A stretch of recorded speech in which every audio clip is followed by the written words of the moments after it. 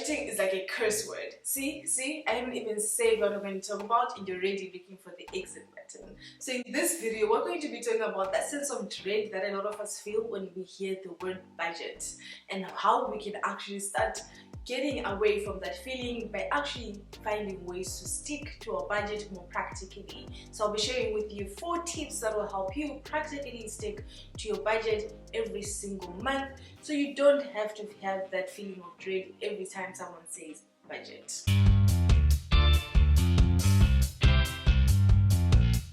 So one of the most common mistakes that we tend to make when it comes to budgeting is that we set our budgets and we make them really tight and they don't actually reflect our lives or how we actually live our lives month to month.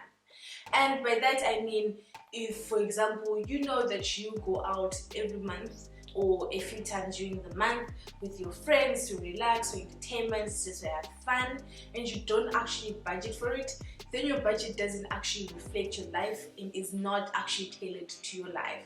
So sticking to it will be very, very hard, because what will happen is you'll end up going out with your friends, spending maybe a couple $100 on drinks or on food or whatever, and then you end up feeling this sense of guilt that, oh my god, I've actually spent money that I didn't budget for, when you didn't necessarily take that into account when you're writing down your budget. So you want to make your budget as realistic as possible, and it needs to really reflect your own reality and how you live your life. So that is my very first tip for sticking to your budget, is making sure that your budget is realistic to begin with. You don't want a budget that is super tight, that doesn't allow you to do anything at all except just survive, you know. So you want to make sure that your budget does allow you to have a little more fun in your life, to actually enjoy the now, even if you're saving and investing for your future, right? So once you've set a realistic budget for yourself that is tailored to your life, you want to make it as easy as possible for you to actually track your actual spending against your budget, right? And because we live in the 21st century, it's 2020, there's a lot of budgeting apps that you can use to actually track your budget. I personally prefer using like 22/7 because they make it super easy for you to actually track your budget. But you can also choose to use like pen and paper or more manual methods. But you just want to make sure that it's a method that's as easy as possible for you, that you're actually comfortable doing. So if you choose to use an app, you can just track your budget that way. So if you spend money at Cubana, for example, you can then say that transaction is related to your fund money fund, or you pay your rent, then it updates on the app. It just makes it easy for you to actually track your spending against what you had planned on spending. So that is the second tip. You have to actually track your budget in order to stick to it, because that will give you the red flags early on if you are overspending on certain categories, so you can actually pull back and make sure that you don't end up overspending entirely on your budget. So my third tip really has to do with knowing yourself, knowing your spending triggers specifically. So you want to know what makes you want to spend money. Is it when you're like super happy? Do you want to spend money because of your mood? Or when you're not feeling very happy, or when you're down, you feel like spending money? Or you could be the type of person that when you go to the mall, you have to buy something, you can't walk out without buying anything. It's just who you are, right? So once you actually start identifying those spending triggers, you can actually start working around them. So for the example where you are unable to go to the mall without buying anything, you can then make sure that you only go to the mall when you are actually looking for something specific. So at least you're removing yourself from the situation or from the environment that tempts you to actually spend money that you didn't necessarily budget for or set aside for that particular spending.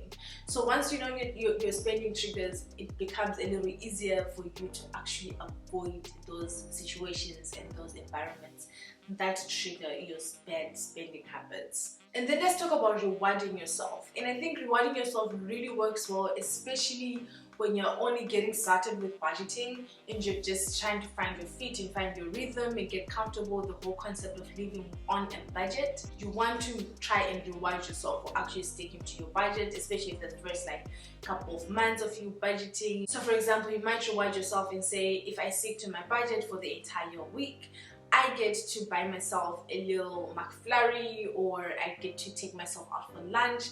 Just set those little rewards for yourself to actually keep yourself encouraged to get that habit started, and it make it a little easier and you keep trying to stick to your budget, because you know that if you actually do it successfully, you get to reward yourself at the end of the month.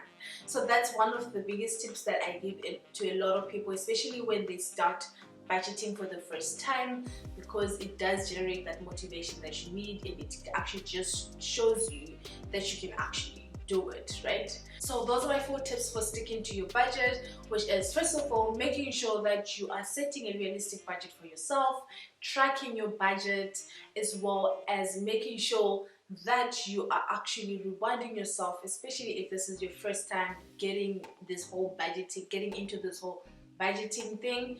And then my 4th tip, one of the biggest ones, is to make sure that you understand yourself and your spending triggers, so you can identify them and better navigate around those situations and environments that might actually push you into spending more money than you intended. So I hope those 4 tips make it easier for you to actually stick to your budget and make budgeting less of a curse word. Because remember, you can also call your budget whatever you want. You could call it a spending plan, you can call it whatever, really, because at the end of the day, you just need to have a plan for your money. It doesn't matter whether you call it a budget or you call it a spending plan. But that's it for this video. If this was your very first time here, Small Steps to Freedom, thank you so much for watching this video. Be sure to watch all our other videos. We've covered topics from debt, credit, investing, everything, retirement. We've covered all those topics, and we'll be covering more going into the future. So be sure to join our journey by hitting that subscribe button.